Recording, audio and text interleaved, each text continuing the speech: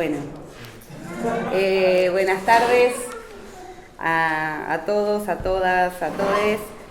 Bueno, volvemos a encontrarnos una vez más este año alrededor de Javier. De Javier Trimboli, ese amigo, ese profesor, ese compañero que extrañamos tanto, ¿no? Y que esta vez nos permite volver a reencontrarnos para seguir conversando literalmente casi con él a través de este último libro que terminó hacia fines, creo que del 2023, o sí, y para el cual, bueno, en principio agradecemos al Departamento de Historia, al colectivo de la revista Guay, a la editorial Las 40 por ser parte de la organización de esta conversación en torno al virus de lo absoluto, Murena y Urondo, diario de una investigación. Y también agradecerles acá quienes van a estar a cargo de este comentario, todos también amigos de Javier, 3 de ellos conocidos de la casa, por eso empiezo por Guillermo Korn, que no es profe de nuestra facultad, creo que de formación, sociólogo, digamos, lo digo simplemente porque, bueno, el resto son colegas de la carrera de Historia, a Marcelo, a Eva, una futura colega a punto de graduarse y adscripta a la materia de pensamiento nacional, esa materia que Javier también organizó con Facundo y Emanuel y que Facundo y Emanuel siguen sosteniendo en la facultad, y por supuesto a Roberto Pitaluga.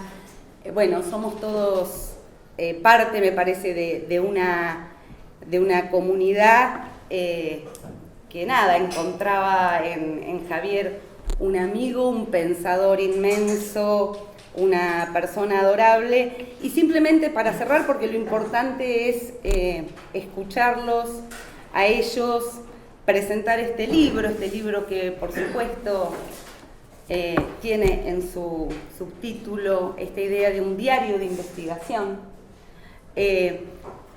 Yo personalmente quiero escucharlos porque, bueno, mi última conversación con Javier, digamos, tenía como una parte enigmática. Javier me dejó un enigma en uno de los últimos correos que intercambiamos. Dejó 2 cosas, creo que algo ya lo comenté. En ese último correo dejó dicho algo que les quiero volver a repetir, sobre todo porque acá están muchos de sus estudiantes, que él me dice: finalmente, haciendo 55 kilómetros todas las semanas, había encontrado la única institución, no solo la única universidad, en la que me sentía muy a gusto, contento por todos ustedes, ¿no?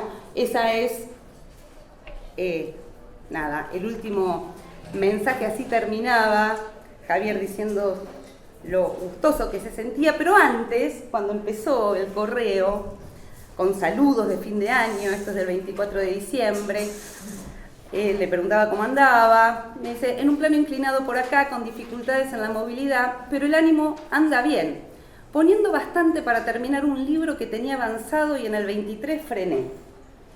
Me va a encantar que lo leas, aunque entiendo que es un flor de problema. No adelanto más. Perdón, me ganó el entusiasmo, ¿no? Y después sigue con todo lo demás. Yo le contesto: me intrigás muchísimo, ¿no? Bueno, seguiremos charlando después, en febrero, cuando nos reencontremos. Bueno, ese reencuentro no pudo ser con Javier en persona, pero sí con este libro, ¿no? Sí con este libro, que es como... Yo apenas lo pude empezar a leer, debo admitir, no lo leí, recorrí las primeras páginas. Tiene ese formato extraño, ustedes nos dirán, ¿no? Pero es como también leerlo y a la vez tener como una conversación con alguien. Digamos, es un libro que habilita a pensar que uno sigue conversando con él, ahí, en este libro. Así que bueno, para mí va a ser develar uno misma, en parte escuchar a ustedes por qué él dice que es un problema este libro. Bueno, simplemente eso, agradecerles de nuevo y no sé cómo van a arrancar. Guillermo, ¿vas a empezar vos? Sí. Bueno, y después seguirán los que quieran seguir y después, nada, entablaremos una conversación. Está todo fríamente calculado. ¿Todo bien? Perdón, antes de que empiece Guillermo, nos piden que si se van a retirar quienes están de esta parte del aula, lo hagan por detrás de la cámara, por favor. Así no nos tapan a las estrellas. Bueno.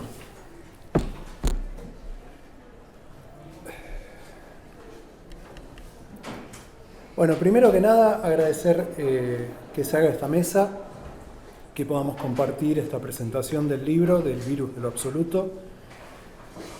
En tanto externo a la casa, también un agradecimiento que es que este lugar alojó a Javier. Y me parece que, siendo que la universidad no le dio el lugar que Javier podía haber tenido en otros lugares, quizás lugares más naturales porque fue donde había estudiado o donde se había recibido, sé que la pasó bien acá y que bueno, compartió mucho eso, grupo, pensamiento, conocimiento, amistad, así que eso por parte de otros amigos de otros lugares también se agradece.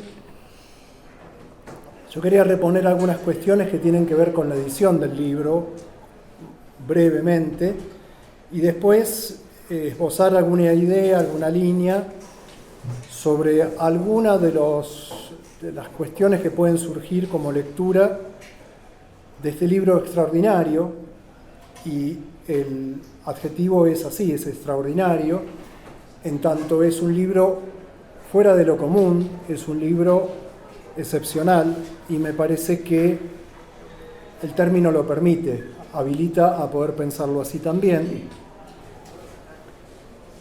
Y ver de qué manera podemos ir desarmando este libro problema, que no sabemos exactamente, quizás todavía es un tiempo reciente para poder pensar en revelar algunos de los muchos pliegues que el libro tiene, ¿no?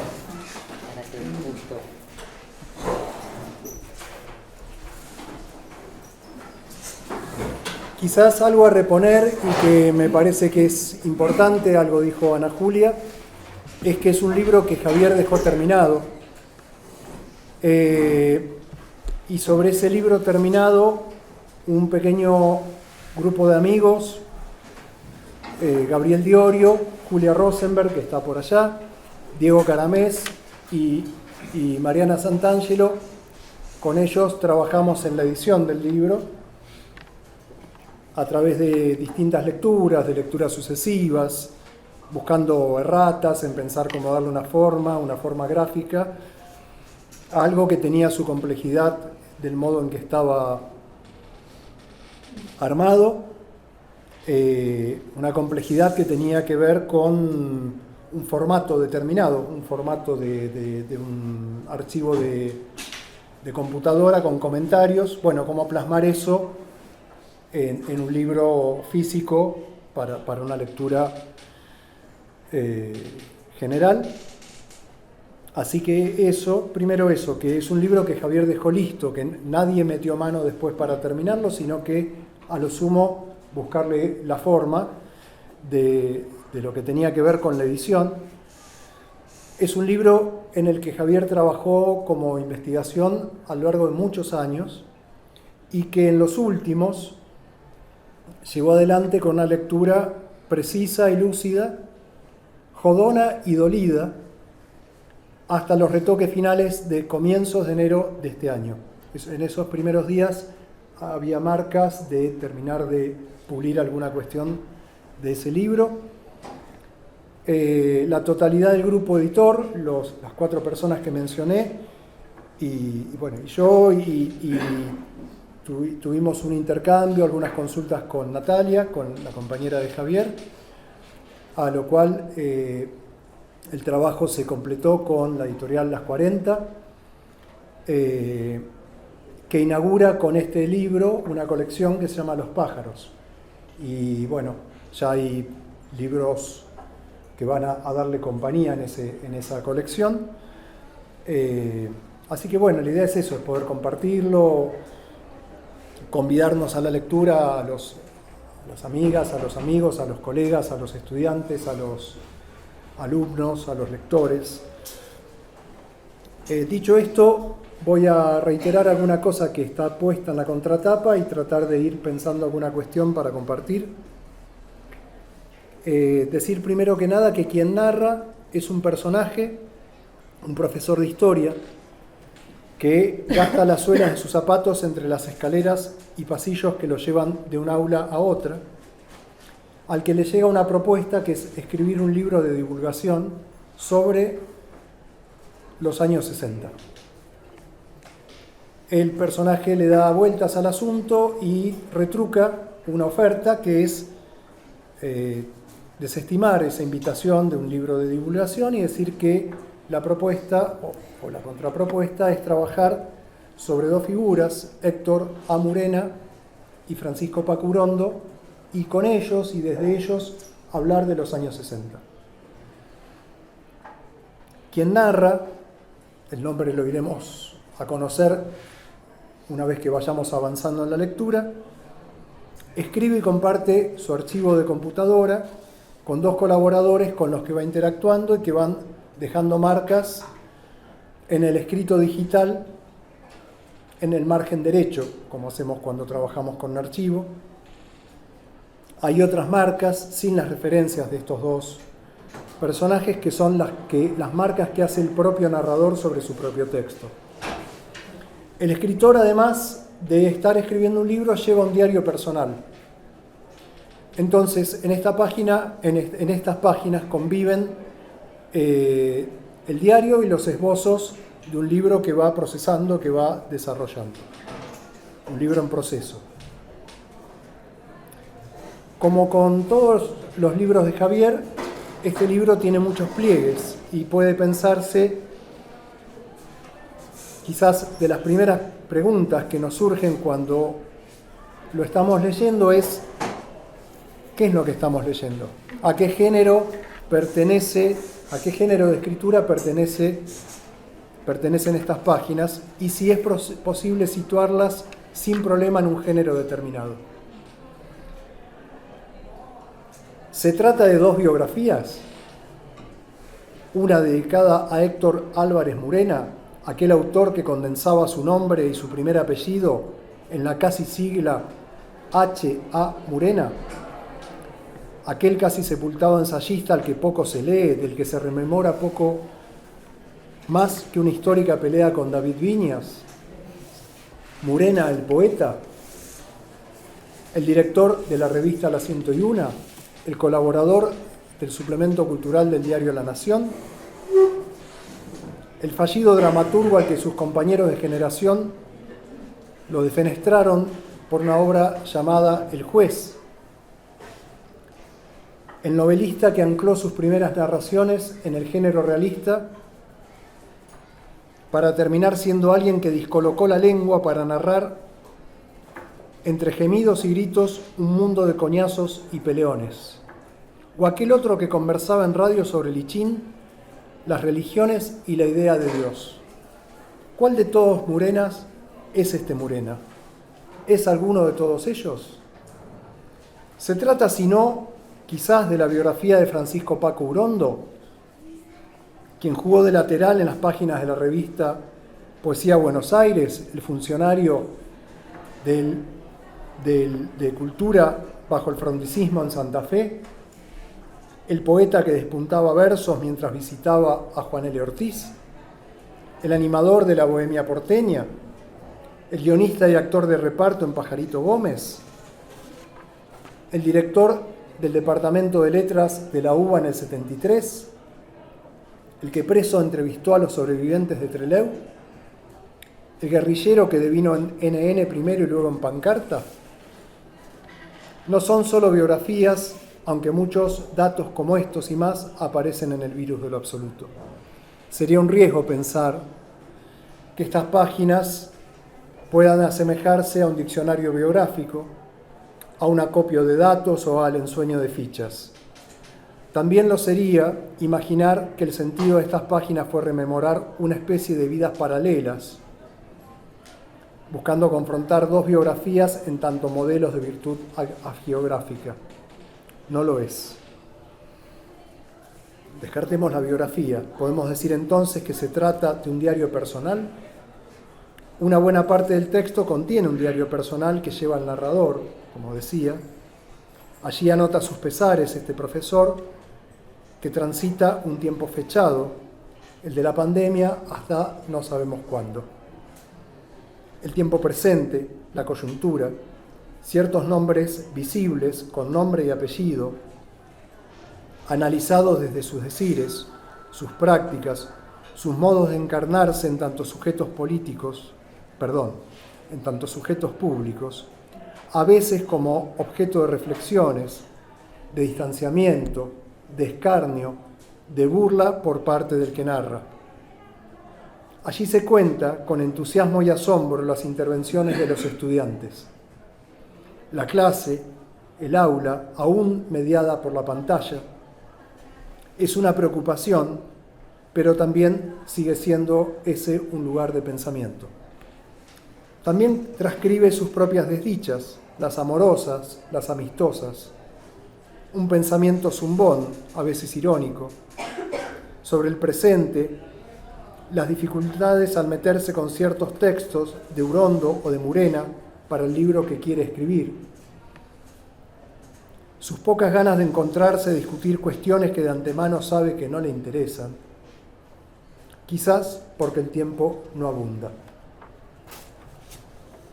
En el libro sobre el que el narrador trabaja, el eje está puesto sobre las vidas, la lectura, los comentarios críticos sobre la producción de dos escritores argentinos del siglo XX. Para ello va y viene por sus papeles, descarta poemas de Murena, valora la apuesta estética, formal y política de sus últimas novelas y varios de sus ensayos, algunos bien potentes y otros ilegibles. Mientras que por el otro lado, Urondo va y viene una y otra vez entusiasta y dándole mil vueltas al libro Adolecer, aquel libro que Alperindongui rescataba como a pocos. Bucea en algunas de las entrevistas hechas al poeta, en otras entrevistas que el periodista Urondo hacía en revistas hoy inhallables. Se adentra en la lectura puntillosa de una novela fatigosa y menor en la obra de Urondo y ahí va. Pocos leyeron tan minuciosamente como Javier, o mejor aún como el profesor narrador de este libro, a Murena. Pocos se tomaron tan en serio ese trabajo. Estoy seguro, o casi, que ningún profesor de historia tomó, como lo hizo Javier, ahora sí, Javier, y no el narrador, en sus clases, los poemas de Urondo como material de análisis y desglose de una producción político-literaria. ¿Debemos decir entonces que es un libro de crítica literaria? En su capacidad deglutidora la crítica está, pero ensamblada a otros modos del conocer. ¿Qué nos queda en el repaso? Creo que una pregunta posible es: ¿este libro, El virus de lo absoluto, Murena y Urondo, diario de una investigación, un libro de historia? Si por eso entendemos la idea de un libro que intenta develar hechos y procesos del pasado, bajo criterios interpretativos, donde el énfasis está puesto en la objetividad analítica del investigador, diría que no. Todos, o casi todos los que estamos acá, conocemos por clases, por lecturas, por intervenciones más o menos mediáticas, por conversaciones, que la historia era una obsesión para Javier, y sobre todo el modo en que se produce historia en las instituciones. Allí veía un problema a pensar colectivamente, en parte porque descreía en la hiperespecialización del conocimiento, pero también por el riesgo que encontraba en la unificación de las escrituras, en el rechazo a lo singular, los condicionamientos que cancelan ciertas preguntas sobre la política, los lazos sociales y el horizonte de emancipación de una sociedad. Muchas veces el llamado a la objetividad se convierte en una coartada para desplazar esos otros gestos más osados, interpretativa y políticamente que llamamos ensayo. Algo de todo aquello había en otros libros de Javier. A su modo anticipaban con sus distinciones a este libro. Repasemos. En el filo de los 90, la idea de volver a caminar las borradas huellas de Vialemacé por los establecimientos fabriles de los pueblos de distintas provincias llevó a Javier a volver a transitar algunos de aquellos parajes casi 100 años más tarde, pero poco encontró. Nuestro amigo en aquellos lugares se topó con la desolación, el trazo de las notas algo esperanzadas, tomadas por aquel catalán, ese extraño funcionario de Estado, donde apelaba a ciertos derechos sociales y la idea de un progreso posible apenas quedaban astilladas. ¿En dónde aparece lo político?, se preguntaba Trímboli. ¿Dónde hay chances de emancipación o de felicidad colectiva? El encuentro con un ex compañero de militancia, que ahora vendía libros de autoayuda como modo de subsistencia, era una comprobación de aquel fracaso. Más que pueblos desamparados, como escribía Palacios, parecían ser pueblos dormidos. Con espía a vuestro cuello, en cambio, Javier buscó incrementar la neurosis clasificatoria del bibliotecario etiquetador. Si la llamamos novela sin más, también podríamos hacerlo con El virus de lo absoluto. Corremos el riesgo de clausurar que ese libro tenía entre manos, porque era lo ficcional lo que le permitía expandir la frontera del ensayo. Aquel otro profesor de historia buscaba en una escritura más lúdica y chacotona apelar al pasado como preocupación recurrente, mientras le daba vueltas al presente rodeándolo. En esas memorias y documentos de trabajo, como se subtitula Espía a vuestro cuello, orejeaba algunos naipes. Las memorias de la Madrid, las del general Paz, la historia de Mitre, las menciones al cura Castañeda, entre otras que proyectaba sobre el telón de fondo de José María Ramos Mejía, y los subrayados en tinta limón de las distintas páginas de Benjamin. Así podía interrogar tanto a la teoría de la simulación como a las multitudes. En 2 siglos, en 12 meses, aparecen acontecimientos dispares conjugados con maestría, detalles, pliegues, matices para una lectura personal de la historia, tramada con una escritura no habitual, tampoco habitual para Javier, con planteos desenfadados y el intento por revelar lo inadvertido. Había en esos textos un planteo vital, algo esperanzador. Aunque en mi repaso quede afuera sublunar, me da la impresión, aunque quizás esté forzando esta lectura, que podría establecerse un contrapunto entre las misceláneas de los 2 siglos de historia que aparecen en ese libro fragmentario y el balance de sublunar que implicó repensar críticamente un tiempo corto que va del alfonsinismo al kirchnerismo.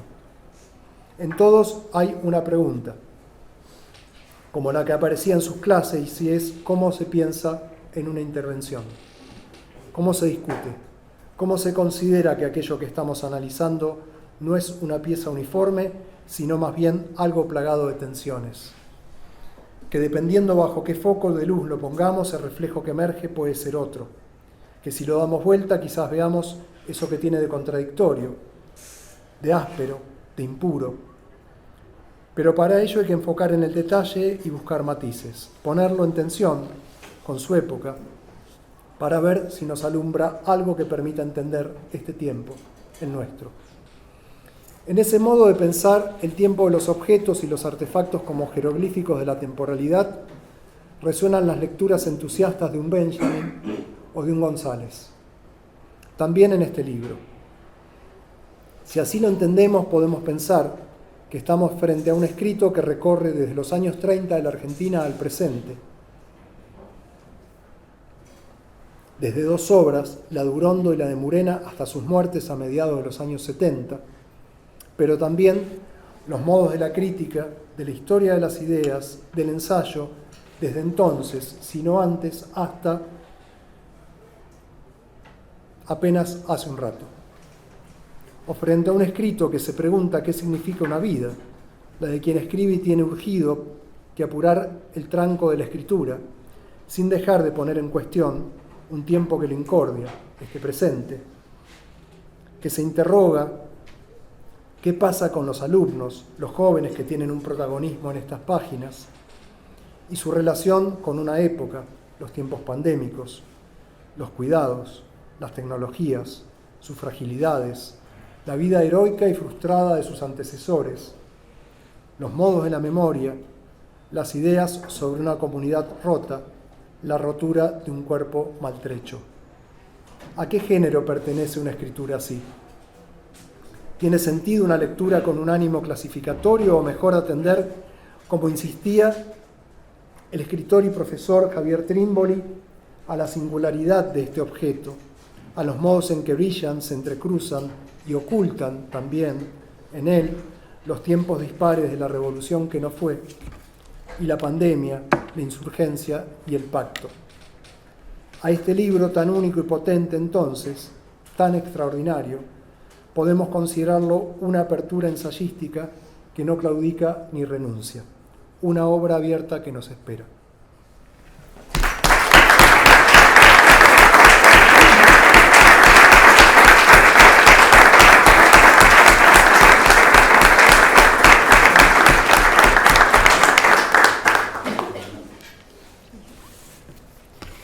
Bueno, me alegra, por suerte, que empezamos ya diciendo que el libro es un problema, así que no tengo que hacer esa aclaración de que su lectura también es un problema y un poco complicado. Y voy a empezar haciendo una salvedad. Muchas de las cosas que voy a decir están en diálogo con otras cosas que en el medio también fui viendo, leyendo y que contagiaron mi lectura. Que por suerte también, Guillermo, muchas de las cosas que voy a decir ya las dijo. Me parece que es un poco habla de lo fiel que es a Javier o a sus clases este libro. Quiero mencionar particularmente dos relecturas que hice. Una es la reseña que hizo el grupo editor para la revista Guay. Cuando la releí me encontré que se ve que habían quedado imágenes en mi inconsciente y que me aparecieron como anotaciones en los márgenes del libro, como si fueran propias y en realidad las había sacado de ahí, así que pido perdón por el robo. Y otra salvedad que quiero hacer, me pasó lo mismo con lo que publicó María Pía López, de lo que dijo en la presentación en Capital. La encontré buscando pistas para encaminar mi lectura y me encontré con muchas de las cosas que venía pensando, ya estaban ahí dichas por ella, por suerte. Y la otra salvedad que quiero hacer es que hay algo inquietante en el libro que no me animo como a narrar o a tratar de dilucidar ahora, porque creo que descubrirlo en la lectura, esa inquietud, lo enriquece, ¿no? Entonces, cuando pensé qué decir en esta presentación, en la cual tampoco tengo experiencia presentando libros, se me ocurrió que la mejor manera de lo que podía aportar era contar un poco cómo fue mi proceso de lectura, contar con qué preguntas empecé y qué me fui respondiendo o no a lo largo de eso. La primera pregunta que me apareció, ya la hizo Guillermo, que es ¿qué género es este libro, no? ¿Por qué rechazar escribir un libro de divulgación en los 60, siendo una década tan fértil, siendo una década que aparece mucho en lo que dice Javier y en sus clases también? ¿Por qué abordarla desde ellos dos? ¿Por qué Urena? ¿Por qué Murena? ¿Por qué Urondo? ¿Por qué Murena? ¿Quién es Murena? Yo no lo conocía. ¿Qué busca? También lo dijo él, escribir sus biografías, comparar sus vidas, comparar sus escritos. Con todas esas preguntas empecé a leer el libro y no me las respondí, sino que las profundicé, así que voy a empezar por ese lado. Con respecto a la escritura del libro, bueno, enseguida aparece una particularidad que tiene que ver con esto de cómo se va intercalando el diario y la investigación propiamente dicha, y lo que surge en esas dos maneras de escritura es el diálogo.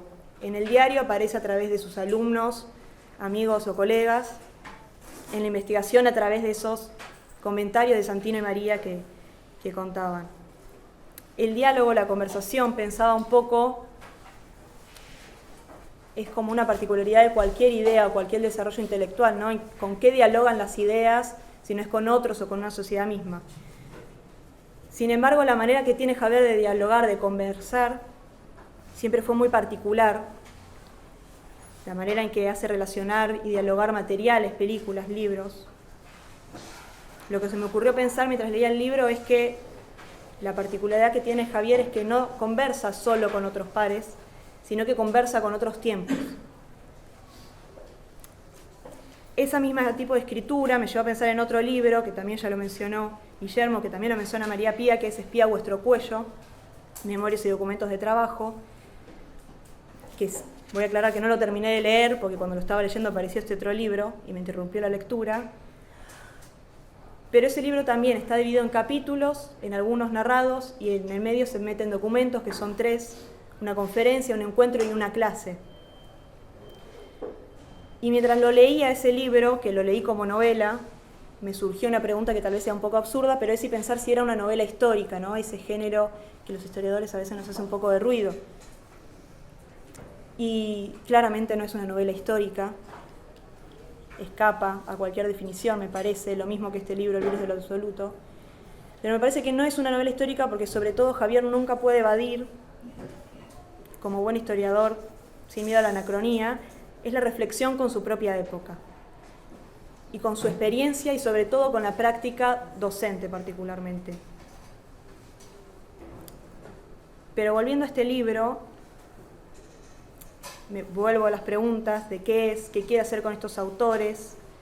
Me preguntaba si empatiza con el nihilismo de Murena y con el idealismo de Urondo. ¿Por qué ellos dos como símbolo de los 60?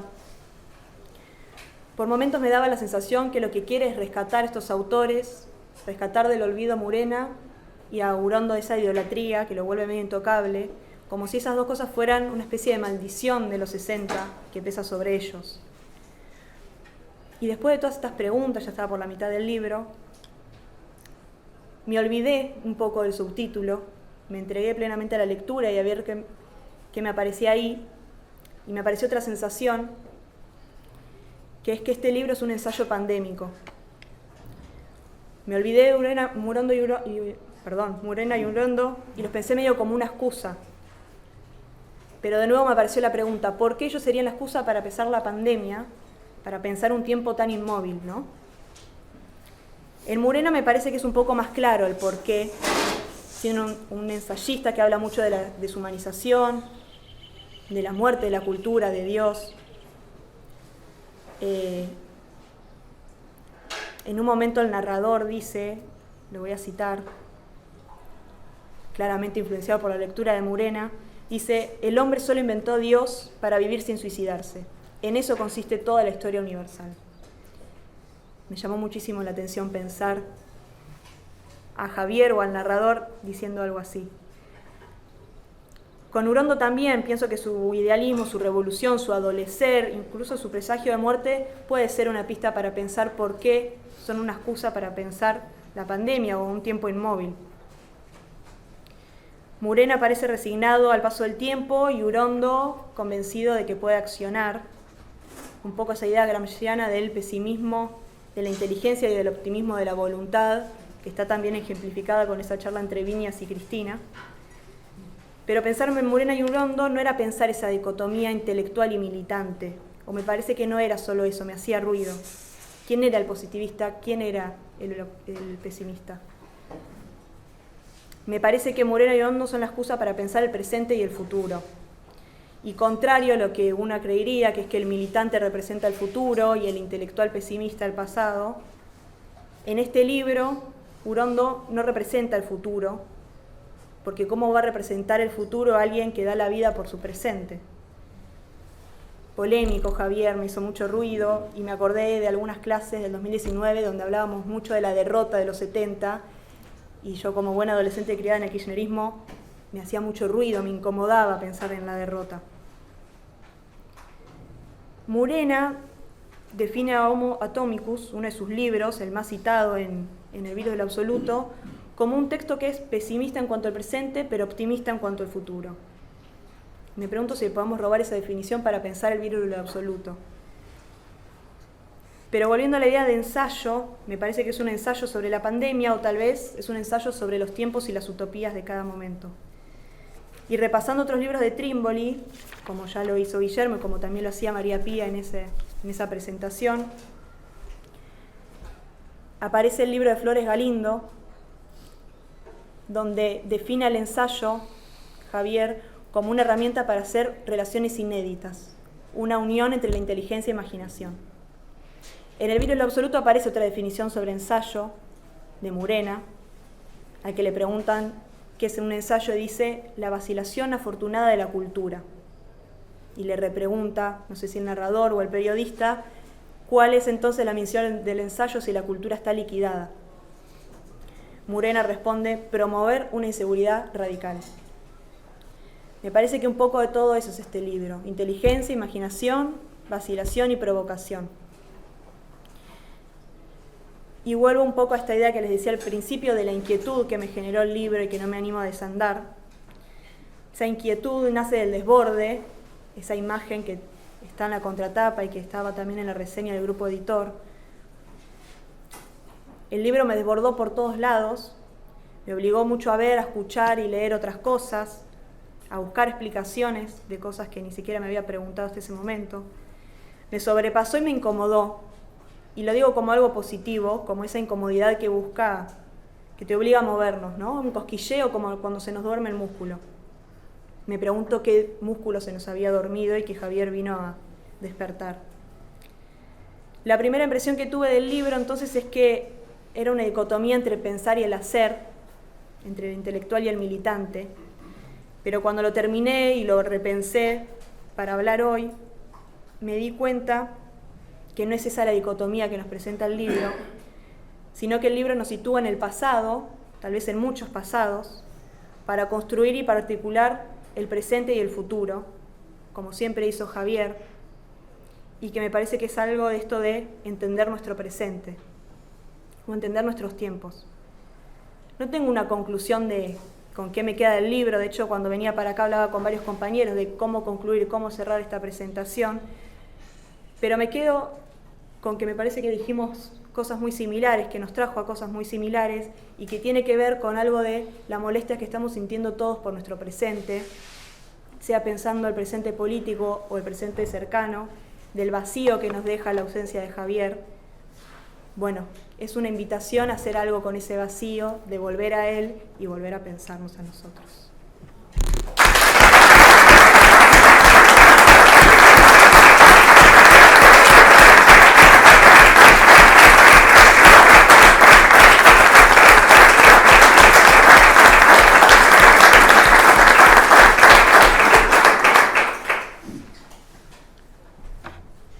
Bueno, buenas tardes a todos, a todas, a todos.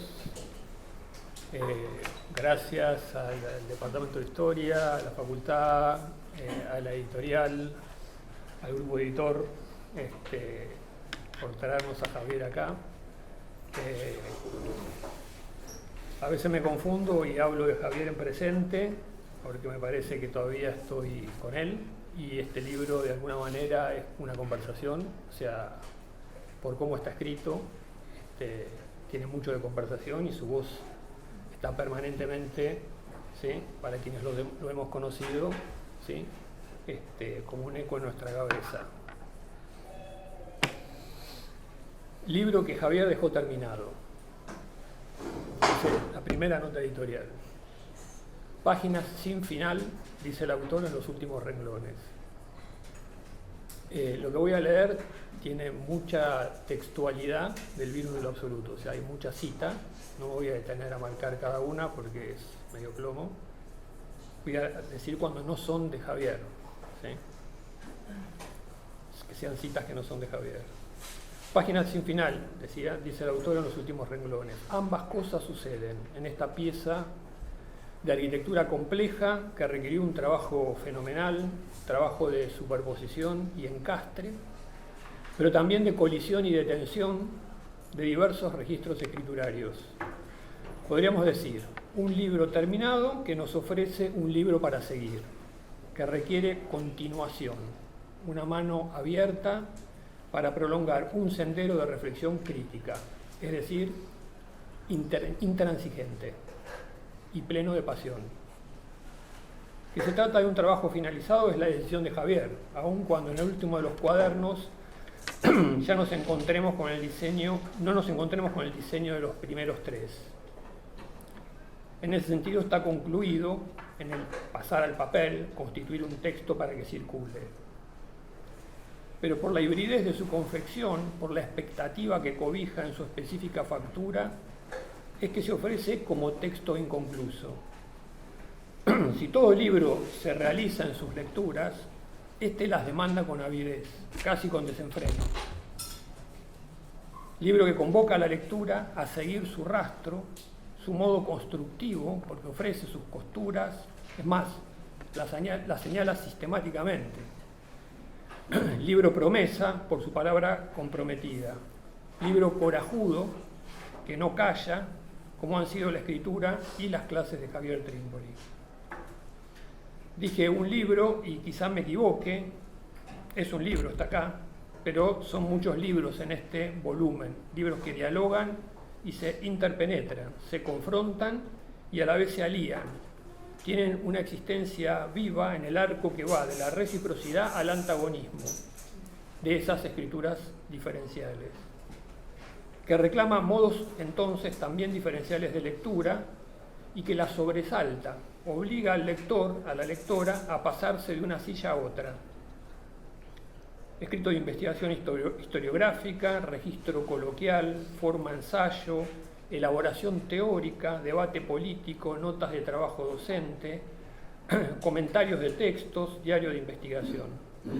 Y múltiples voces, las de los personajes ficcionados, profesor de historia, colegas, asistentes, amigues, parejas, estudiantes, empresarios editoriales. Las de los autores y autoras citados, Murena y Urondo obviamente, pero también Sara Gallardo, Alperindongui, Oscar Terán, David Viñas, Borges y Victorio Campo, Walsh y Piglia, Horacio González y muchos más. Una biblioteca bien ancha, escarbada en profundidad.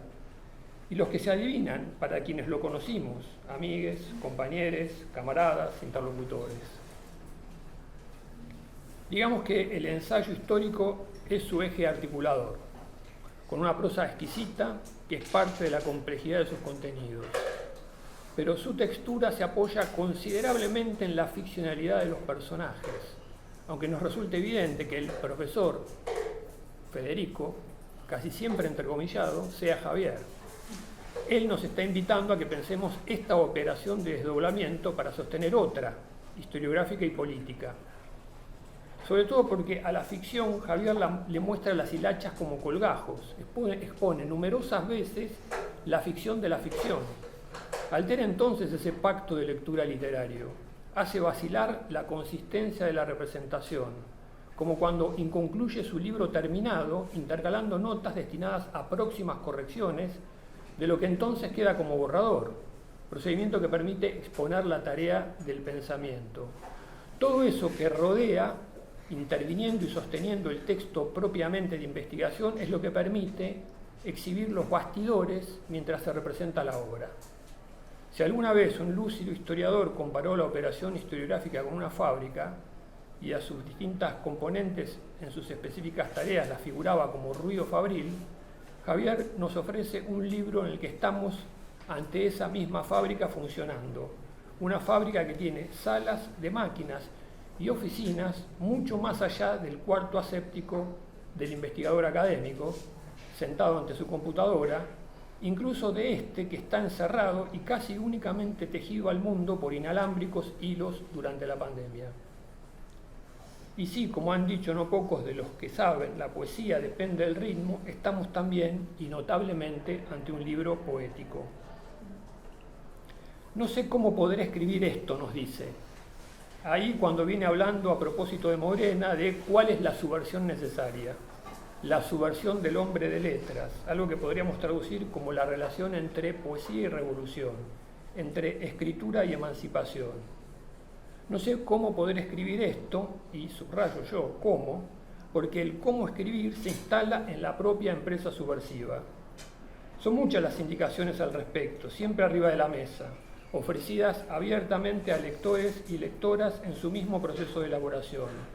Convivencia de distintos registros, incluyendo las interrupciones de quienes colaboran con el profesor o las notas reflexivas del propio narrador investigador, como exponían Eva y Guillermo. Resulta así un compuesto textual tan original que el propio narrador no duda en calificarlo con términos cargados de negatividad. Estas pobrecitas páginas, mamotreto, deformidad, pues como en Roberto Arlt es el compromiso con la problemática, con la cuestión que además es urgente, lo que lleva a quebrar los consensos sobre los artefactos estilísticamente logrados, y entonces algo del adefesio, de lo deforme, de lo aparentemente imposible de conjugar, resulta ser parte de esa letra que subvierte el campo propio, pero apuntando al mundo. Tras esa operación hay otra, la de la reconciliación de la historia con su nombre, con lo que también es una literatura, pero sin pulsión de cierre. La escritura que da lugar a la deformidad es tal si se la contempla desde los cánones. Lo mismo sucede en tanto libro de historia con la multiplicación de temporalidades a la que el mamotreto atiende. A primera vista se trata de una crónica, al estilo de un diario, sobre la que se montan los distintos registros de escritura. Pero rápidamente nos damos cuenta que esa remisión crónica no tiene relevancia alguna, o si la tiene es muy disminuida, pues lo destacado, que se repite en numerosos pasajes, es el 2020, pandemia, momento de formidable coagulación de las derrotas, momento en que enfrentamos sin armas, sin la lengua desplegada para decirla de un modo antagonista a la de los poderes. Momento que deja en claro que estamos muy atrás de las preguntas fundamentales y que por ello Javier enlaza con otras estancias epocales a las que también les corre el velo y de las cuales nos muestra la pieza trasera, ya sean los dorados 60s, las gloriosas guerras de independentistas del siglo XIX, la heroica lucha armada, la armónica y madura democracia postdictatorial, los años felices del peronismo o del kirchnerismo. Volver sobre ellas, entiendo de esta primera lectura del libro, pues se requieren varias si queremos estar a la altura de la demanda y de la promesa, es lo que implica el hacer historia, colocar lo histórico como nudo de una reflexión política que entonces lo construye. Sí, la política toma la primacía, revuelta copernicana en clave judío-alemana. Y es para ello que entran en la escena entonces los actores de esta obra, que lo fueron de reparto, dice Javier, en la cultura argentina, así entrecomillada. En Tren de Revoluciones, un más previsible Urondo, un impensable Murena. De este último seguramente lo atrajeron inicialmente sus ideas de no linealidad de la historia, artículo de 1961, y de anacronismo, prólogo de Ensayos de Subversión. Ahí, ahora sí cito a Murena, citado por citado por Javier, ¿no? El hombre de letras, si desea ser contemporáneo, debe comenzar por ser anacrónico. Anacrónico en el sentido originario de la palabra, que designa el estar contra el tiempo. Ahí termina la cita de Murena. Actores de reparto a los que Javier les otorga coturnos para que sus voces se escuchen hoy. Aunque, y acá dice Javier, estemos igualmente lejos de uno y otro, con distorsión de la muy mala en el medio. Por ello, para tornarlos contemporáneos es preciso leerlos con culpa, con lupa, se corrige. Detenerse puntillosamente en la lengua que ha sido olvidada. Creo que acá hay una clave de la arquitectura del ensamblaje que no puede más que dar lugar a un mamotreto. Pues no se trata meramente de constatar el anacronismo, sino de meter el dedo en su llaga, en la que le produce a la historicidad hegemónica, hacerlo funcionar, no dejarlo quieto, trabajarlo para que se confundan los tiempos, un proceder que encontramos en todo el libro y que exige a la lectura. No la deja plácida en su transcurrir, sino que la molesta, como ese jorobadito de la tradición popular alemana que nos despierta de la siesta. Tal vez es esta, la nuestra, para decirlo con muchísima imprecisión, la época que puede leer de este modo a Murena y Urondo, a la conjunción impertinente, hacerlos caminar juntos, como dice Javier, para incomodidad de la tradición cultural, política, intelectual que, diría Javier, ya nos aburre. Leerlos sin broncearlos ni defenestrarlos, ver qué de allí nos interesa, qué retículas de pasado nos importan, ir a ese capítulo del laberinto de Sui Pen que el sinólogo Albert no encontró porque sencillamente no estaba escrito. Javier lee lo no escrito y ahora lo escribe. Javier, también Federico, con comillas. ¿Quiénes demandan esa contemporaneidad? ¿Nuestra época? ¿Qué sería eso? ¿Cómo se los hace contemporáneos? Agreguemos, ¿cuántos tiempos componen una época? ¿Y verdaderamente confluyen en alguna terminal ferroviaria como creía Krakauer?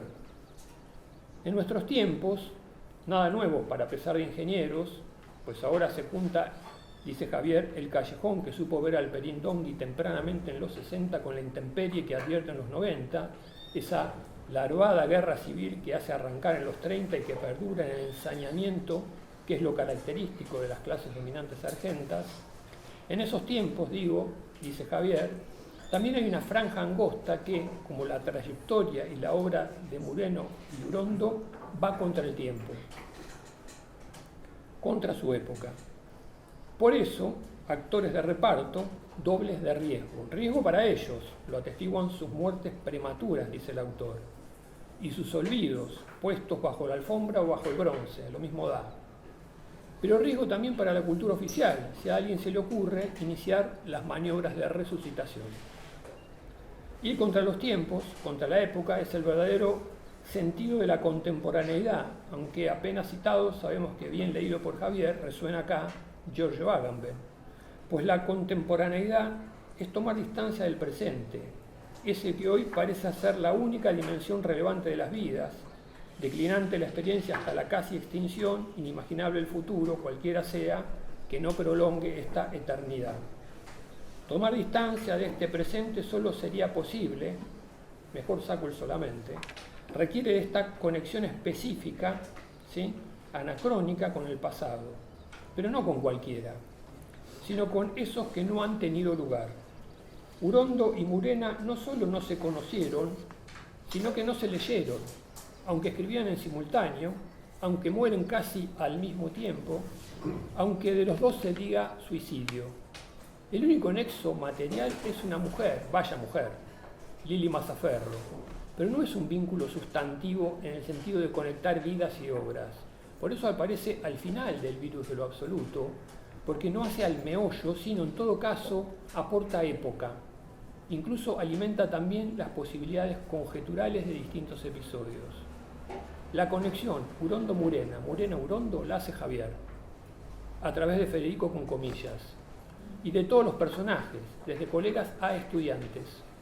Esa es la verdadera operación histórica, la que precisamos para ir contra el tiempo crónico, único, de un presente repetido, la que nos hace entonces contemporáneos, capaces de ver las oscuridades tras los brillos de la época, la que nos hace compartir el grito de Viviana en el cierre del film Pajarito Gómez, Una vida feliz, porque somos capaces de ver el otro lado, esa captura de la cultura, esa captura por la cultura industrial de masas del gesto liberador de Elvis moviendo la pelvis. El libro no se rinde a lo fáctico, ni lo cultiva, unir a Urondo y Murena vía Mazzaferro, sino que va tras el sentido. Eso exige tomar distancia del presentismo, también evitar fundirse con ese pasado escrito ahora. Rescatar tomando distancia de rescate, sigue la literatura, como también el cine, la música, nutriendo su arsenal, el de Javier y el nuestro, en esta guerra larvada. Por ese lado, tal vez podemos ir perfilando, el término es feo pero figurativamente claro, una meta, unos objetivos, un futuro. Creo que hay un verdadero hacerse cargo en el libro, una cita secreta, en relación a la primera tesis sobre el concepto de historia de Benjamin, traducido por primera vez, digamos, al español precisamente por Murena. El aparato filosófico que se precisa hoy, que parece ser el mismo que en 1940, mutatis mutandi, es esta dupla: revitalizar con Murena la fuerza revolucionaria que ya iba derrotada por el 73, visible en los últimos poemas de Urondo releídos por Javier. Y tal vez antes, medida en la ausencia de nombres como Tosco en La Patria Fusilada, en contraste con esa escena paradigmática que cuenta Rubén Suárez, todo esto está en el libro, cuando la voz del obrero lucifuercista se alza en la cárcel de Rawson para continuar la lucha frente a la desazón y la congoja que corroe las almas guerrilleras advertidas de los fusilamientos en la base Almirante Sar. Revitalizar a Urondo con Murena, ese es el enchastre, como dice. Es también lo que permite leer otro Urondo tras el monumento. Y como en la primera tesis estamos en una partida de ajedrez, en un campo de batalla, ganar en la historia es ganar en su representación. Por eso este complejo artefacto que es el virus de lo absoluto. Nada deja de estar atravesado por esa lucha. Ni humanidad es un nombre a salvo del conflicto. A propósito de la definición de Urondo como biógrafo de la especie, lo dice Miguel Brascó, Javier mete el correctivo. Pero nos ataja a la prudencia y a la especie, más aún al situarnos cerca del descalabro que sobrevendría, pongamos el 76, no la consideramos una unidad. Asumir ese choque que anida en la misma lengua, asaltar la lengua. El hombre de letras como delincuente, poeta subversivo, no solo Urondo, también lo dice Murena, y de ello Javier extrae, otra cita: un espejo, el escritor auténtico le pone en la cara a la sociedad, uno que muestra todo lo que ella no quiere ver de sí misma. El virus de lo absoluto nutre la sangre de los poetas que han visto ese fondo en que se sostiene la sociedad como tal, y a sus miembros, como en el Entenado de Saer. Salir de la vida social mortecina implica un acto criminal, que expone el crimen naturalizado, que la civilización es también la barbarie. Por ello el poeta cultiva el límite, la escritura en riesgo, aunque se torne ilegible y se concluya tras las rejas, como Urondo, rejas de bronce, y Murena, aislado en ese sucucho que intriga tanto a Sebrelli. No es fácil mantener esa posición de riesgo, agónica. Siempre está la tentación de integrarse igualitariamente, con comillas, en el éxito editorial. ¿Qué escritor no quiere publicar y qué investigador no necesita publicar? Algo se juega ahí, en las reiteradas críticas del historiador narrador al sistema CONICET, que ha perdido la brújula de la crítica, evidente en la ausencia de debates reales, de debates a los manotazos, hipnotizados todos con los progresos y los beneficios del paper y el turismo académico. Es que para delinquir poéticamente hay que embarrarse, meterse de cabeza, piletazo, en la sublunaridad. Es lo que detecta Trímboli en el bailecito alienado del cierre de Pajarito Gómez, Una vida feliz, película de Rodolfo Kuhn de 1965, que tiene también a Urondo como guionista, quien aparece además en los planos del final, repitiendo el gesto del bailecito mecánico, autómata, que hacen casi todos los asistentes al velatorio, al compás de la música moderna y contagiosa del fallecido. Movimiento de los cuerpos que para Javier nada tienen de derechos al ocio y al goce juveniles recientemente conquistados, sino que son puro hedonismo de masas, baile zombie, le dice, aguante Pasolini.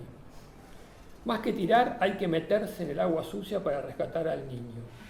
Cito: no fuimos indiferentes al legado occidental, sino que lo ensuciamos con nuestro subsuelo desértico y plebeyo, e incluso lo fortalecimos con lo que ellos cegaron en sus propias culturas infértiles. Esto le hace decir al profesor Federico y a su colega María en un discurso escolar. Aplausos, vítores, puños y dedos en B levantados por los estudiantes. Asunción del compromiso, de la promesa, que es no esquivarle el bulto al conflicto, Para Javier, la fibra del kirchnerismo no la indican los derechos conquistados ni el bienestar que lo sostuvo, sino el conflicto, la convocatoria a enfrentarse a los de arriba, a los ricos, a los grandes medios, a la Corte, a la Suprema. Fue esa meta, ese objetivo el que movilizó. Es lo que infiero de su texto. Lo otro, aún siendo necesario, muy y sin plan B, llevó derechito al presente globalmente hedonista del consumo, y con eso aplacó, quitó hierro. Por eso la cita de Antonio Marimón sobre su militancia en la Córdoba insurgente, cita de Marimón. Lo que me sostenía allí era, en el fondo, la lujuria de lo heterogéneo y la seguridad de estar habitado por una poética de la negación. Allí estaba el topo devorador, lo negativo plebeyo, el único lugar estéticamente posible para nosotros. Esa política es agonía, riesgo, doble de riesgo, pues no se sabe si sus impulsores son santos o santones. Dice Javier, no existe centro de gravedad permanente del cual obtener imprescindibles certezas. La arquitectura del libro tiene otra motivación que tal vez es la misma, habría que conversar sobre eso. Nos dice que hoy la lengua subversiva, emancipatoria, revolucionaria está rota. Y el libro es advertencia, pero también convocatoria a su construcción. No reconstrucción, sino, como en la historia, tarea plenamente constructiva. Pero para eso hace falta también destruir. De allí la acción de tajo que recorre todo el libro. Destruir un modo de la lengua para que emerjan otras formas. Trabajo que nos compete en esta mano tendida que se nos ofrece, que es el texto de Javier. Trabajo en sus lecturas. No tengo dudas, desde mis pocas certezas, que este libro continuará concitando discusiones, que seguirá siendo leído, que será uno de los basamentos para construir esa lengua nueva. Al menos es lo que espero de quienes están tomando el testigo. Es que nos ha dejado Javier mucha letra para pensar, para desmenuzar, para descoyuntar y volver a montar, porque el remontaje es lo que él quería que sucediera siempre, sobre todo en las aulas. Gracias, infinitas gracias, querido Javier.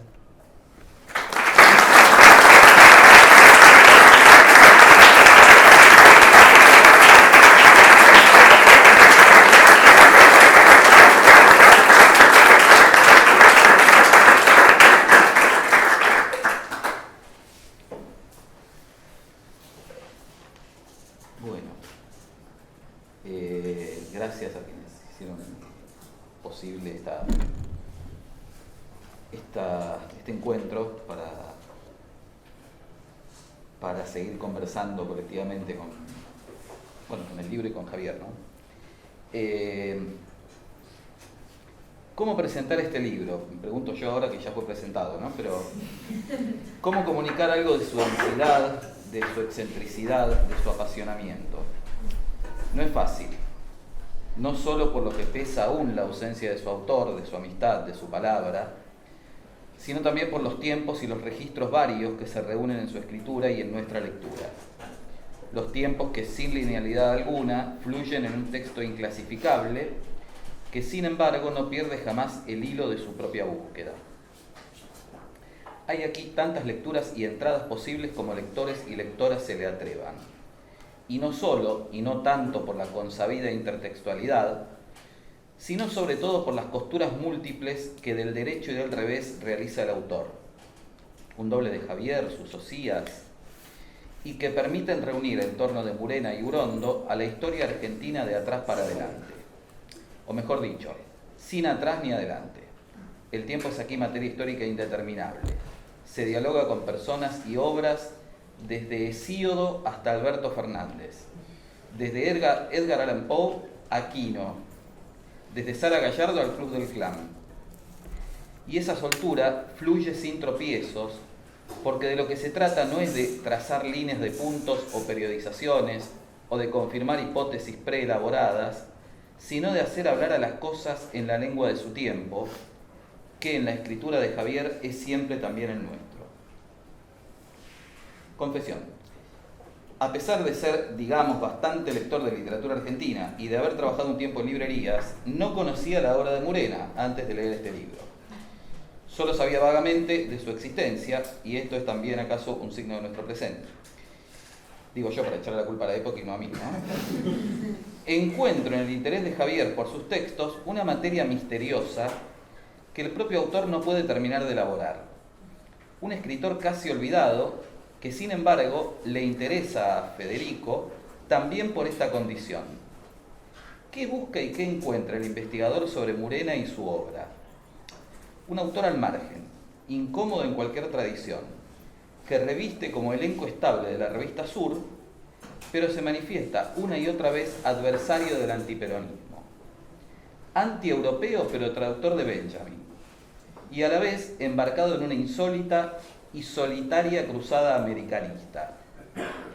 Prefiere a Arlt en lugar de Borges, con quien discute más o menos intensa y frecuentemente, y se espanta ante la visión de la perra laica y su viaje al espacio exterior, porque entrevé en esa imagen un signo del futuro. Allí están el animal y la máquina, ya no la humanidad. Un ermitaño pertinaz, que fue pareja de Sara Gallardo, y que murió, o se dejó morir en 1975, alcoholizado en la soledad de un departamento, un cuchitril, de un ambiente en Buenos Aires. El tipo que no encajaba y que nunca encajó, y que sin embargo pensaba la condición americana y la argentina en sus propios términos. Un místico empedernido que no deja nunca de preguntarse por la historia y por el lugar de lo americano en la historia. Cuando el capitalismo ya no es solo un modo de producción, sino un estilo de existencia general. Jamás en un documental de Birri, Cedrón o Solanas, y más que en una peli de Hitchcock, Murena está, ya en 1963, en una basada en Philip Dick. Esta es una cita textual de la escritura de Javier. Un anacrónico, como lo calificó Schmuckler, citado con entusiasmo por Javier. Un hombre que ha estado no fuera del tiempo, sino contra él. Un corso a contramanos, diríamos nosotros. Si no fuera porque de fiesta, de corso, se deja ver poco y nada en el perfil de Murena. Por clase, hijo de aristócratas muy venido a menos, por ideología, por pensamiento, un otro al fin y al cabo, que buscó los márgenes porque el centro de la escena de su actualidad, también la que ocasionalmente lo emplea, le repele. Javier lo confronta con otro olvidado, no por omisión, sino por saturación de bronce, Paco Urondo. Los sujetos no podrían ser más diferentes, por sus modos de vivir, de sociabilizar, de entender sus presencias en el mundo. Entre ellos, entre sus obras, sus intervenciones públicas y sus actos, construye un diálogo tácito en el que cabe una época que se mueve entre la esperanza y la desesperación. Urondo aparece por todas partes, aquí y allá, en el periodismo, en el cine, en la militancia, pero es sobre todo en su escritura en la que Javier columbra el signo oscuro de su tiempo que trasciende al hombre, incluso al hombre nuevo, en el que, de diferentes maneras, ambos autores se proyectaban. Y si en los pasos previos, la novela de Urondo del 73, advierte ya el extravío de una aventura revolucionaria que se narra como un desvarío, la lectura y la relectura de Adolecer, de 1963, resulta una materia brillante y oscura a la que vuelve una y otra vez a lo largo del libro. ¿Qué se perfila en esa década que va del poema histórico, admirado incluso por Alperín, a la fallida novela militante? El sentido de una misión en la que debe jugarse, se insiste cada vez más frecuentemente a lo largo de la obra de Urondo, la propia vida. Cito a Javier. Leer completo a Murena sin aburrirse exige una disciplina para la que no estoy a la altura. A la par, por varios años perdí de vista sus libros, pero nunca me los tomé en solfa. Es decir, estoy convencido de que hay algo muy importante en ellos. De lo que no tengo dudas es de que el virus de lo absoluto navega por la sangre, tanto suya como de Urondo, enfermos de neuropsiquiátrico. ¿Qué anuda estas dos biografías tan contemporáneas y a la vez distantes? Ese sentimiento del absoluto que experimentan como una carga histórica de la que no pueden desprenderse. El absoluto, claro, es también la escena sobre la que se recorta la escritura del libro, el tiempo de la pandemia, el de nuestro propio fin del mundo. El de una agonía de la civilización que 60 años antes, sin pestes a la vista, era también el sentimiento común de ambos escritores. Sus años 60 no pueden sino conducirlos a un final. no es otra la nuda vida que se les presenta en el aislamiento de un departamento céntrico de Buenos Aires o en la causa de las armas, que se vive ya sin fe pero sin alternativas. En estos días no he podido dejar de preguntarme por la coexistencia de este libro, lo que ha implicado construirlo, para Javier, pero también para las y los editores que reunieron los borradores y los cuadernos, el trabajo perseverante, minucioso y delicado que supuso a la vez para uno y otros, la coexistencia, decía, con la escena política de nuestro presente. ¿Habitan estos dos hechos la misma galaxia? ¿Cuáles son los hilos que se podrían tejer entre el virus de lo absoluto y la presentación del presidente en el Movistar Arena anteayer nomás? Por supuesto la pregunta me excede, pero creo que es imperioso formularla, porque estamos evidentemente ante un signo fuerte de nuestro tiempo y porque de poco valdría semejante labor intelectual si no podemos servirnos de ella para nuestros propios problemas y desafíos. Deslizo entonces, sin pretensión de concluir, una posible entrada al asunto. Eso absoluto que ha marcado a las muchas generaciones de intelectuales y actores políticos que entraman el libro y que signó las trayectorias vitales de Héctor Moreno y Paco Urondo, no ha dejado de estar aquí, entre nosotros, alimentados de palabras e imágenes intercambiables, jugando el juego del todo o nada que se lee a través del libro a lo largo de la historia argentina. Pero no estamos, como entonces, ante la promesa o la esperanza del hombre nuevo. Estamos aquí ahora, al otro lado de aquel final de los tiempos, sin encontrarle la punta al ovillo, sin saber si vamos o venimos, atrapados en nuestra propia historia, sin la revolución y sin la prometida América en el horizonte. Tal vez entonces lo que nos queda es refunfuñar, pero productivamente, como el autor de este libro, no para ensimismarnos en nuestras obsesiones y cavilaciones, sino para volver a pensar colectivamente cómo romper los muchos moldes que se rompen en esta obra, los de las tesis en frascos asépticos, los de las escrituras completas, los de las cronologías claras, las explicaciones, las didácticas autoconfirmatorias. El presente, en todo sentido, que nos deja Javier, no es un legado inventariado ni una receta paso a paso. Es la voluntad de seguir pensando y escribiendo, de leer y releer lo que no ha sido leído, o lo que habiendo sido leído muchas veces sigue haciéndonos preguntas molestas. Lo que podría, por ejemplo, como se puede atisbar al margen y entre líneas en los varios pasajes críticos dedicados a las disposiciones de aislamiento durante la pandemia, elaborar una historia posible de nuestros propios monstruos. Se trata de decir finalmente, estamos ante una novela histórica heterodoxa, extemporánea, mezcla de diario, de investigación, de archivos infinitos, de ensayo tenaz y perspicaz que no suelta nunca sus preguntas fundamentales. Pero ¿qué justicia le hace esto a este texto que se escribe desde las entrañas y se revuelve una y otra vez sobre su materia? Se trata entonces de leerlo, de enfrentarse con él, con sus laberintos, sus revelaciones y sus verdades incompletas, incómodas o inquietantes, que vienen de lejos y que se imbrican entre tiempos en un presente que se empeña en no encontrar su camino de salida, tanto para quien escribía entonces como para quienes ahora leemos.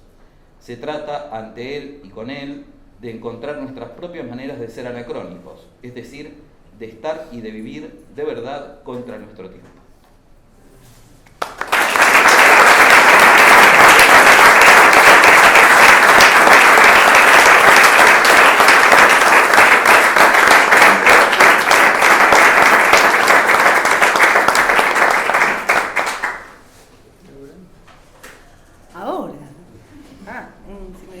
Bueno, ahora podemos abrir a comentarios, preguntas a estas 4 maravillosas, conmovedoras y desafiantes, me parece, intervenciones que si alguien no se va de acá con este libro a leerlo y a enfrentarse a este problema que es este libro, pero con todo lo que dijeron, es difícil, ¿no? Porque es una provocación a leer y a repensar la escritura, la historia, la enseñanza, donde estamos. Y el formato, bueno, nada, ya uno empieza y no lo puede dejar, me parece, en la segunda página.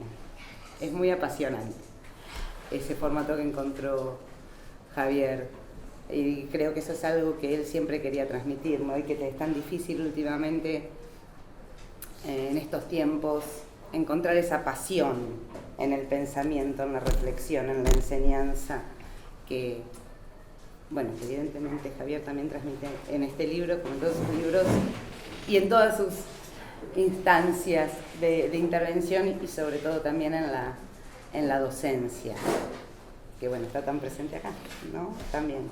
Así que nada, diciendo cosas como para ocupar el tiempo, no sé si alguien quiere hacer un comentario, una reflexión, una pregunta. Un aporte.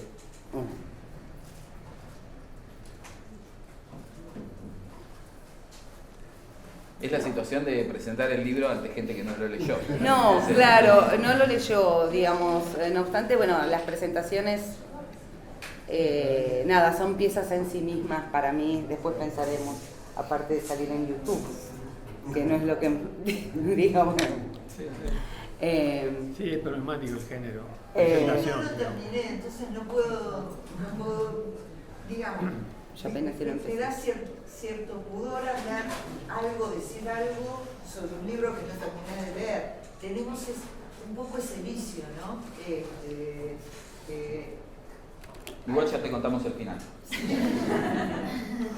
No, lo único que me parece que, porque tal vez esta cuestión del propio Javier diciendo que el libro es un problema, las lecturas densas, las 4 lecturas densas que presentaron ustedes, al menos hasta donde yo llegué, digamos, es un libro muy atrapante, que tal vez yo eso quiero transmitir, que por donde voy, hasta donde llegué, es un libro que da muchas ganas de seguir leyendo. Estoy haciendo una propaganda, una pavada nada más, pero esa densidad no implica que sea un libro que cuesta leer. Eso quiero decir, todo lo contrario, es un libro que da muchas ganas de seguir leyendo. Que no lo terminé por razones de tiempo, pero bueno.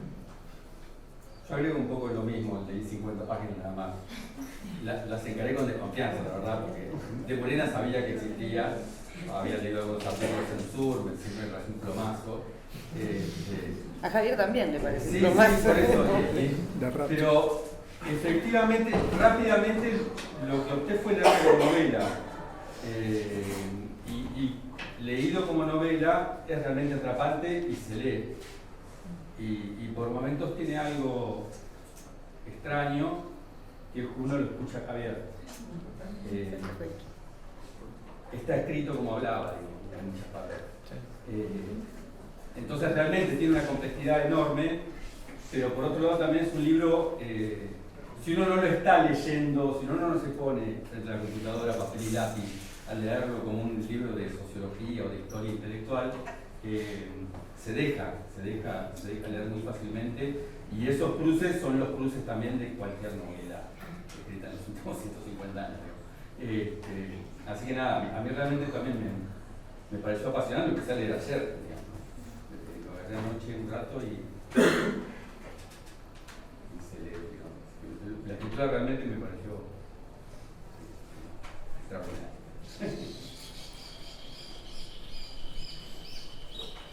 Hay algo de la intriga detectivesca que sobrevive a lo largo de todo el libro, porque en esa, si bien es difícil considerarlo una novela, hay esa ficción permanente,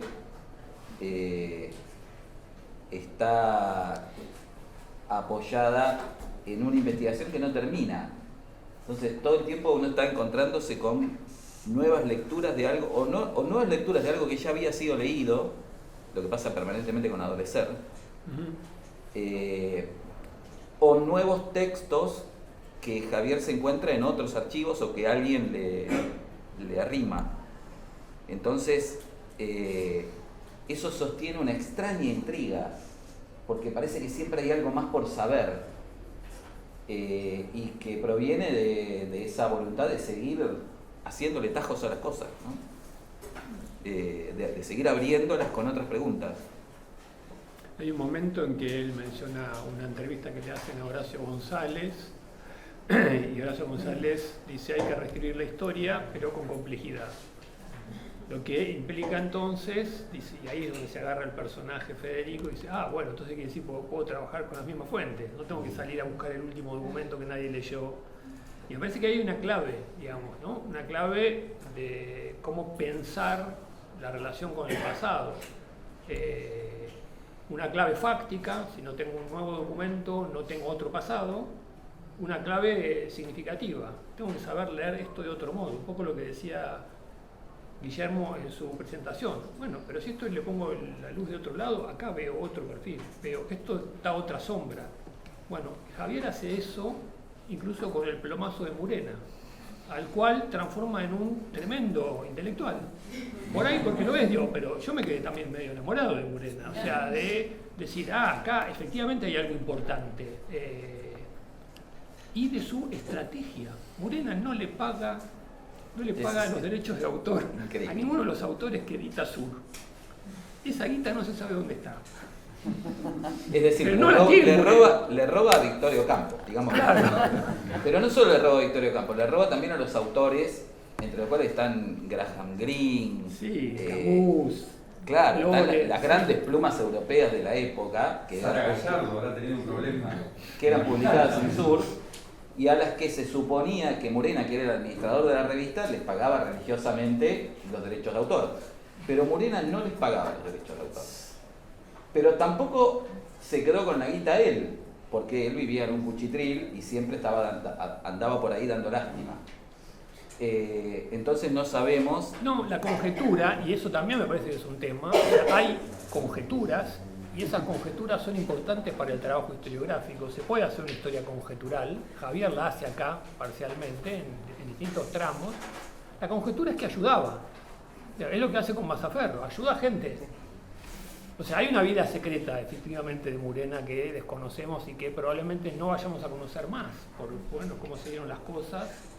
Creo que esta es la investigación que lo ha tenido a Murena en el centro, y es la que me parece que le saca más el jugo político a lo que escribe Murena, incluso más allá de Murena. O sea, hay un Murena que es de Javier, que lo produce Javier, ¿no? Y ese es el Murena que a mí me atrajo tanto, digamos. Por ahí me voy a leer los libros de Murena, me compré uno en estos días,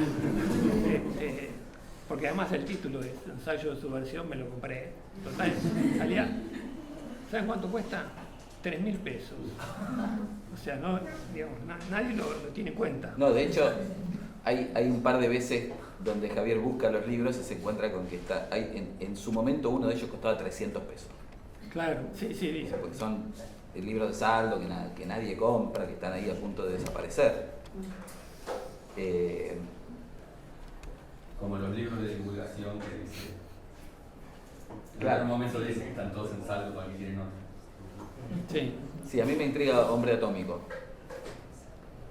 Pero bueno, podríamos hacer un seminario de lectura de Murena. Vamos a hacer un seminario de lectura trípode. ¿No? Se puede hacer un seminario que arranque con esto. Dice: lo indecoroso es la conjunción, enchufarle al revolucionario Brondo el espantajo Murena, hacerlos caminar juntos, aunque sean los profesores, pegándose pataditas. Esto que dice Quique, ¿no? Eso podría ser una conversación con Javier en un... Sí, totalmente.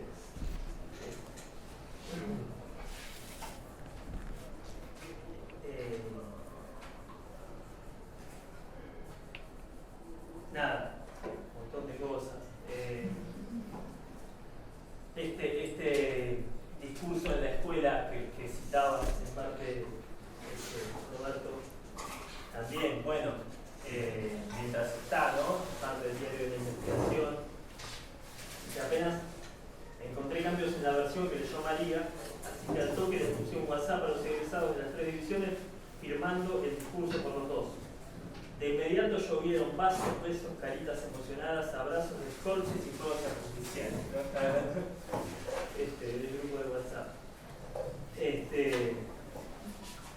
Y esta escena, bueno, termina con la no voy a repetir todo el tema del contenido del discurso, ¿no? Pero dice, en América Latina no han podido sellar el ventilete que, aunque amenazando las 24 horas del día, deja pasar un haz de luz por el que un día se infiltrará quien espera. Sí, llegará tranquilo e infalible como Luffy.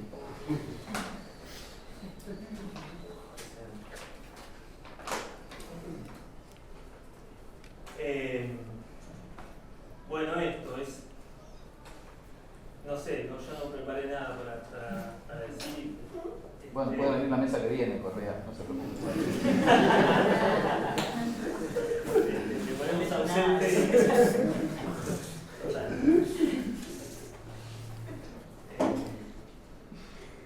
No sé, me pregunto qué sería mi lectura de este libro si no hubiera conocido a Javier, si no tuviera esa... ¿no? Podría entender este libro si no hubiera tenido conversaciones con Javier, si no hubiera compartido un habla con Javier. La cuestión del formato. No sé, no me importa más. Pero bueno, ahí cruzado por estas cuestiones más personales, digamos, en la lectura del libro. Y una cosita más, por ahí como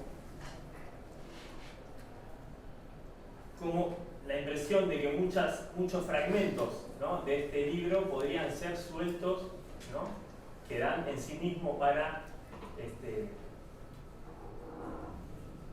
un montón. No sé, hace agarra dos entrevistas, una autoentrevista de Murena y una entrevista que le hacen a Urondo y de su compañera, en una revista totalmente, una nota de color, hogar dulce hogar, la sección, y cómo hace con esas dos entrevistas, ¿no? Hace nada, tanto con tan poco. Sarro, me parece artículo. Termina Javi imaginándose, Javi no, el profesor, ¿cómo se llamaba? Federico. Dice, bueno, los padres de Urondo juntaban, no religiosamente, recortaban de los medios todas las apariciones de, se ve que le tenían fe a Paquito, porque juntaban todo en un canasto que era de una envergadura importante. Y después cuenta que el mismo que Murena en su autorreportaje mencionaba elogiosamente a Alperín, a Sara Gallardo, y dice, bueno, tal vez los padres de Alperín se hubieran recortado esas menciones, ¿no? Pero bueno, entre que después recibieron muchos reconocimientos más importantes y que Murena se fue astillando, bueno, tal vez esto hubiera quedado... No, ese es el remate que hace Javier a esta... todo el tiempo está pensando... Nada, esto juxtaponiendo y relacionando cosas que, bueno, solo Javi me parece que puede. Bueno, así que nada, como decían Ike y Laura también, la invitación a leer y sin temor a una cosa, ¿no?, que no por denso es difícil, ¿no? Eso es lo que logra, me parece, más triboliano todo. Claro, bueno, sí, como una clase de Javi. No por densa. Yo me quedaba con eso, ¿no? Como que escuchaba por un lado que es complejo, que es difícil de abordar, la dinámica que tiene, al mismo tiempo que es legible, que se lo escucha a Javi, como... Para mí Trímboli es eso, ¿no? Como... Es re difícil, pero está buenísimo, te atrapa, se puede leer. ¿Cómo es eso posible? No tiene ningún sentido. Pero... dan ganas de leer.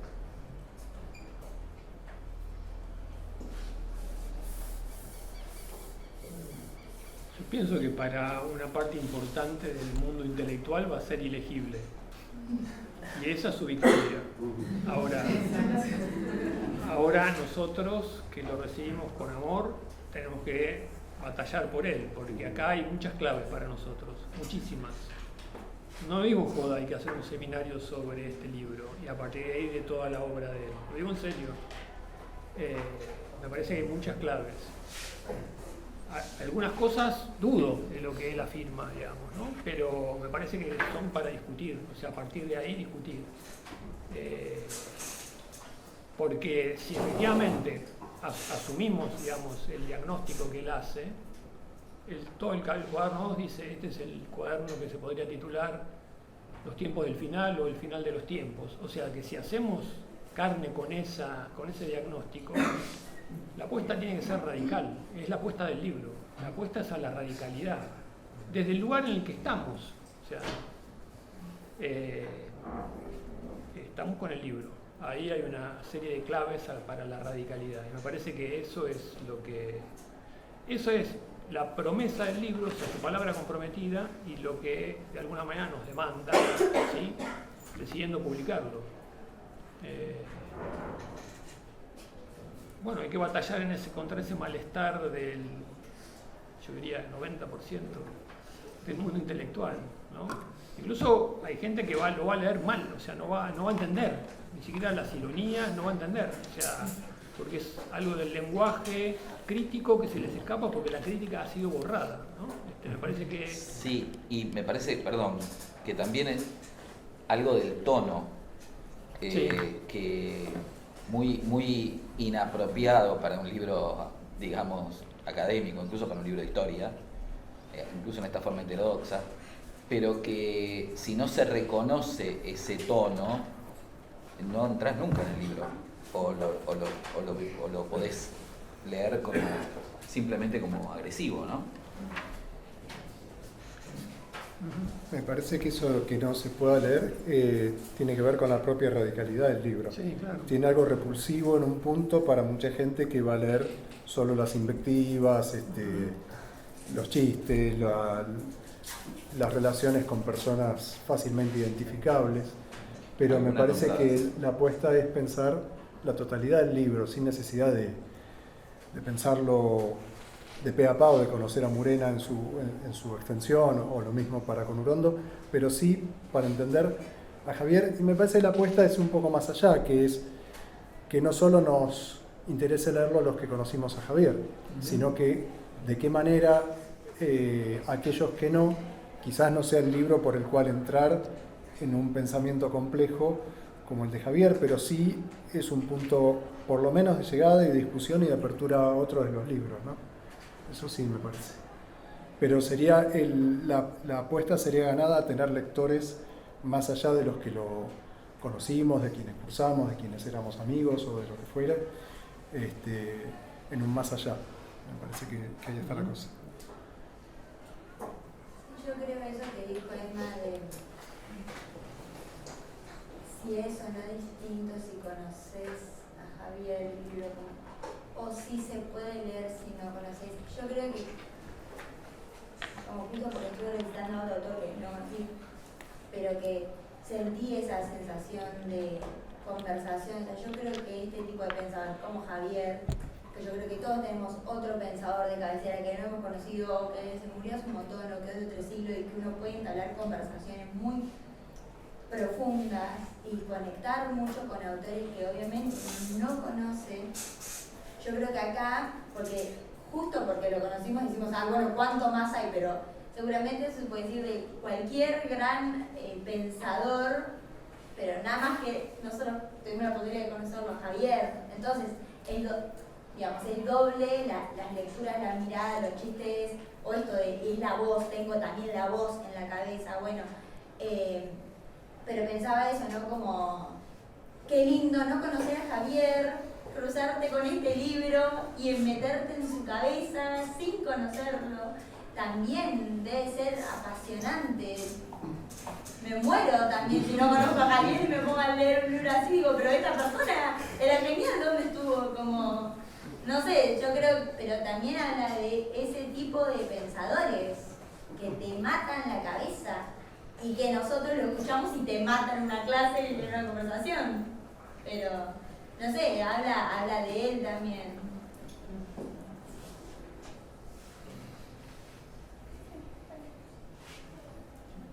Bueno, por ahí es un desafío pensar eso, ¿no? Pensar cómo construir un espacio, digamos, más allá de quienes conocimos a Javier, para seguir conociéndolo a él, pero a través de estas lecturas y que esta lectura, digamos, cada vez se expanda más. Digo, bueno, tenemos espacios universitarios, extrauniversitarios, donde por ahí pensar, ¿no? Cómo ir construyendo o ir expandiendo esta conversación que se propone acá, que se propone en otros libros de Javier y que se empalma por ahí con otros autores. Nada, por ahí a partir de, bueno, muchos de nosotros que lo conocimos y nos entusiasma y entonces le entramos desde un lugar por ahí que no es el mismo por el que pueden entrar aquellos que no lo conocieron a Javier, ¿no? Por ahí es nuestra tarea, también en parte, explorar otras estrategias para hacer esto, para expandir este diálogo. Así que, bueno, desde ese lugar me parece que acá en La Plata somos muchos y podemos pensar eso, invitar, seguir conversando con, bueno, partes de los que editaron el libro, y expandiendo y multiplicando esta conversación que es la que proponía Javier sin él, a partir de él, en todo caso, ¿no? Bueno, y en relación con eso, tenemos como una buena noticia para darles, que es que estamos trabajando en un grupo de colegas, amigos de Javier, que venimos trabajando hace unos meses en la construcción de un archivo lo más exhaustivo posible sobre su obra, que va a estar disponible en la página de la facultad, en el sitio de Guay. Esperamos que de acá a un mes, un poquito más, bueno, ya se enterarán porque seguramente haremos una presentación formal. Estamos trabajando con, bueno, todo el equipo de la revista Guay y Julia Rosenberg, que está también presente hoy, Guille Korn, Irene Cosoy, Jordana Blechmar y, bueno, estamos dándole forma a una página en la que vamos a incluir, en principio, buena parte de la obra de Javier y a la que esperamos ir sumando las cosas que vayamos encontrando posteriormente, pero tanto los textos como las intervenciones en medios audiovisuales, los podcasts, sus guiones como historietista, ¿qué más? Artículos.